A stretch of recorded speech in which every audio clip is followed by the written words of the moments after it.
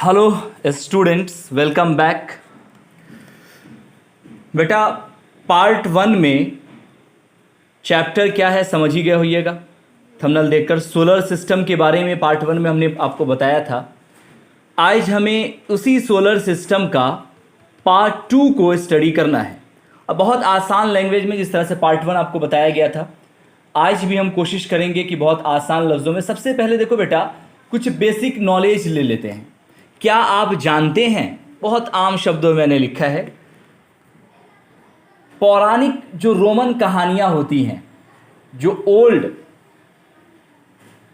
History है, old story है, उसमें सूर्य को सोल कहा गया है। क्या कहा गया है? सोल कहा गया है। और सौर्य से भी सूर्य को संबोधित किया जाता है, मतलब उसी से बना है फिर सौरमंडल। अब देखो, खगोलीय पिंड, दैट मीन्स सेलेस्टियल बॉडीज। खगोलीय पिंड का मतलब सेलेस्टियल बॉडीज। तो खगोलीय पिंड एवं उनकी गति के संबंध में, दैट मीन उसके मूवमेंट के रिलेशन में अध्ययन यानी स्टडी करने वाले को खगोल शास्त्री, दैट मीन एस्ट्रोनॉमर कहते हैं। खगोल शास्त्री मतलब एस्ट्रोनॉमर कहते हैं। आई रिपीट, सेलेस्टियल बॉडीज के बारे में और उसके रिलेशन के बारे में स्टडी करने को हम कहते, स्टडी करने वाले को, यानी जो स्टडी करते हैं सेलेस्टियल बॉडीज का, उस वैज्ञानिक को हम एस्ट्रोनॉमर कहते हैं। आई बात समझ में? उसी को लिखा गया, the one who studies celestial bodies and their movements is called astronomer. समझ गए? अब देखो बेटा, एक अपने यहाँ एक बहुत महान एस्ट्रोनॉमर आए हैं, आर्यभट्ट जिनका नाम है। ये एक प्रसिद्ध खगोल शास्त्री यानी कि एस्ट्रोनॉमर है। उन्होंने कहा था कि सभी ग्रह तथा चंद्रमा परावर्तित सूर्य प्रकाश के कारण चमकते हैं। और ये इतना पहले कहा था कि उस वक्त में दुनिया के किसी आदमी को ये नॉलेज नहीं था कि एक्चुअली में जितने प्लैनेट्स हैं उनकी अपनी रोशनी नहीं होती है, ये तो सूर्य यानी कि तारे की वजह से चमक रहे होते हैं। और ये बहुत पहले इन्होंने ये बात बता दी थी। कितनी बड़ी बात है। अब बेटा आओ बताते हैं प्लैनेट के बारे में। प्लैनेट कहते हैं ग्रह को। बहुत आसान लफ्ज़ों में हमने लिखा है, देखोगे, वैसे खगोलीय पिंड जिसमें स्वयं का प्रकाश एवं ऊष्मा होता है, जिसमें स्वयं मतलब सेल्फ, स्वयं का मतलब खुद का, स्वयं का मतलब खुद का यानी कि सेल्फ यानी अपना। वैसे खगोलीय पिंड जिसमें स्वयं का यानी अपना प्रकाश एवं ऊष्मा नहीं होता है। ध्यान रखिएगा, सन उसे कहते हैं जिसे अपना रोशनी और ऊष्मा होता है। यही पढ़े थे ना। इसका जस्ट उल्टा कि वैसे खगोलीय पिंड जिसमें स्वयं का प्रकाश एवं ऊष्मा नहीं होता है, उसे हम प्लैनेट कहते हैं। That mean A celestial body which does not have it's on light and heat. अब देखो बेटा, ये जो प्लैनेट होते हैं ना, ये तारों के प्रकाश से यानी कि स्टार के रोशनी से एक्चुअली में ये प्रकाशित होते रहते हैं, यानी उनके प्रकाश से प्रकाशित होते रहते हैं, यानी कि स्टार के लाइट से ये लाइट दे रहे होते हैं, चमक रहे होते हैं। ठीक है ना? समझ गए अच्छे से? अब हम बात करते हैं सैटेलाइट, दैट मीन उपग्रह। यह एक खगोलीय पिंड है, दैट मीन एक सेलेस्टियल बॉडी है, जो ग्रहों के चारों ओर चक्कर लगाते हैं। कहाँ लगाते हैं चक्कर? ग्रहों के चारों ओर चक्कर लगाते हैं। That mean it is a celestial bodies who satellite is a celestial body that revolve around the planets, जो रिवॉल्व करते हैं प्लैनेट्स के चारों ओर। उसी को ना भी यहां पढ़े कि यह एक खगोलीय पिंड है जो ग्रहों के चारों ओर चक्कर लगाते हैं। ठीक है बेटा?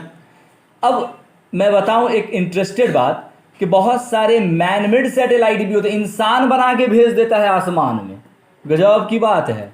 यह एक कृत्रिम उपग्रह होता है जिसे हम क्या बोलते हैं, आर्टिफिशियल प्लैनेट, दैट मीन कृत्रिम उपग्रह, जो वैज्ञानिकों के द्वारा बनाए जाते हैं, यानी थ्रू ऑफ द साइंटिस्ट। कहने का मतलब यह है कि it is a artificial satellite which is made by scientist. Okay, तो ये हमारा मैनमेड सैटेलाइट कहलाएगा, यानी ऐसा सैटेलाइट जो कृत्रिम यानी कि आर्टिफिशियल होता है और जिसे वैज्ञानिकों के द्वारा, दैट मीन साइंटिस्ट के द्वारा बनाए जाते हैं। अब देखो इसमें कुछ इंपॉर्टेंट बात है कि इसका उपयोग जो है ना, ब्रह्मांड कहते हैं यूनिवर्स को, इसका उपयोग ब्रह्मांड के बारे में जानकारी प्राप्त करने एवं पृथ्वी पर संचार माध्यम के लिए किया जाता है। संचार माध्यम का मतलब ट्रांसमिट जो होता है ना, जो वेव्स होते हैं, जैसे टीवी मोबाइल का जो नेटवर्क काम करता है, ये सब इसीलिए काम करता है कि हम लोगों ने मैनमेड सैटेलाइट सेट कर रखा है आसमान में, तो इसी को कहेंगे संचार माध्यम। और साथ ही साथ पूरे ब्रह्मांड की जानकारी के लिए, आसमान में क्या चल रहा है नहीं चल रहा है, कैसे कैसे कौन सा काम होता है, वो सब जानकारी के लिए हम मैनमेड सैटेलाइट को आसमान में सेट करते हैं। अंतरिक्ष में उपस्थित कुछ भारतीय उपग्रह हैं, यानी यूनिवर्स में कुछ फिक्स है इंडियन सैटेलाइट, जैसे इनसेट, एडुसेट और IRS इत्यादि। ये सब क्या है, मैनमेड सैटेलाइट का नाम है। अब देखो बेटा, बड़ा इंटरेस्टेड आपको ग्राफ दिखाना चाहेंगे। अब जितने सारे हम लोगों ने जो 8 प्लैनेट्स पढ़ा था इससे पहले, वो सारे प्लैनेट्स जब रिवॉल्व करते हैं किसके चारों तरफ, जोर से बोलो, जोर से बोलो, सन के चारों तरफ। अब ये जो रिवॉल्व करते हैं तो कितने दिन में रिवॉल्व करते हैं, आपको जान के हैरानी होगा। ये जो मरकुर्री है, दैट मीन मरकरी, ये 88 दिन लगाता है, ठीक है, वेरी फास्ट। वेनस 225 दिन, अर्थ, सबका इमेज भी दे दिया हूं, एक साल में ये एक बार पूरे सन के चारों तरफ घूम जाता है, यही जिस पे हम लोग अभी हैं। और मार्स 2 साल का समय लगाता है, जुपिटर 12 साल, ठीक है, सैटर्न 29 साल और यूरेनस 84 साल। भाई 84 बड़ी कोढ़िया है, लेकिन जो भी कहो 84 साल लगा दिया। और नेपच्यून 152, बाप रे बाप, नेपच्यून 165 साल लगा देता है, जानते हैं। और आपको लग रहा होगा कि बहुत कोढ़िया है, लग रहा होगा ना। इसी चीज की नहीं, इसी चीज के जानकारी के लिए आपको एक और ग्राफ देते हैं, ये देखिए, ESC का ग्राफ। तू कहां भाग रहा है, हाँ देखो जी, orbit speed of the planet. आपको लगा ना कि यार बड़ा धीरे धीरे घूम रहा होगा, आपको एक एक करके मैं बताता हूं। देखिए, मरकरी 1 सेकेंड में, कितने सेकेंड में, 1 सेकेंड में, देखो किलोमीटर पर सेकेंड का मतलब 1 सेकेंड में 47.87 किलोमीटर दूरी तय कर लेता है। कितने सेकेंड में, दुनिया की ऐसी कोई गाड़ी नहीं बनी कि जो 1 सेकेंड में, कोई एरोप्लेन ऐसा नहीं बना, इतना स्पीड घूमता है। और उसके बाद देख लीजिए वेनस जो है बेटा, ये पर सेकेंड 35.02 किलोमीटर की स्पीड से घूमता है पर सेकेंड। सेकेंड किसको कहते हैं, एक बार आंख मारो 1 सेकेंड, मतलब एक बात कह रहे हैं, पलक झपका लगभग 1 सेकेंड। उसके बाद अर्थ की अगर बात करें तो अर्थ बेटा 29.78 किलोमीटर की रफ्तार से घूम रहा होता है।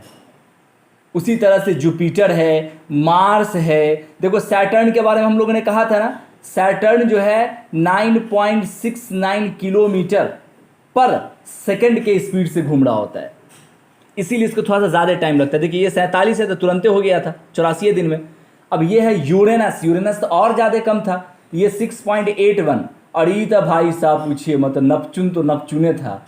नेपच्यून कितना था, नेपच्यून 165 साल में चक्कर लगाता है सन के, क्योंकि ये हर सेकंड में 5 किलोमीटर अप्रॉक्स दूरी तय करता है। फिर भी 1 सेकंड में जितना दिन पलक झपका 5 किलोमीटर की दूरी तय कर लिया, तभी भी इतना साल लग जाता, 165 साल। सोचो कि सन कितना बड़ा होगा, उसका चारों तरफ रिवॉल्व करने में इतना समय लग जाता है। इसीलिए मैं इसको थोड़ा जोड़ा हूं कि इससे अंदाज़ा लगा सकते हो आप। देखो बेटा, आज का क्लास हम यहीं पे एंड करेंगे। हमें पता है कि काफ़ी मज़ा आ रहा होगा आप लोग को। पार्ट 3 में ये चैप्टर लगभग एंड है, ठीक है। थोड़ा सा हम एक्स्ट्रा शॉर्ट लेंगे पार्ट 3 में।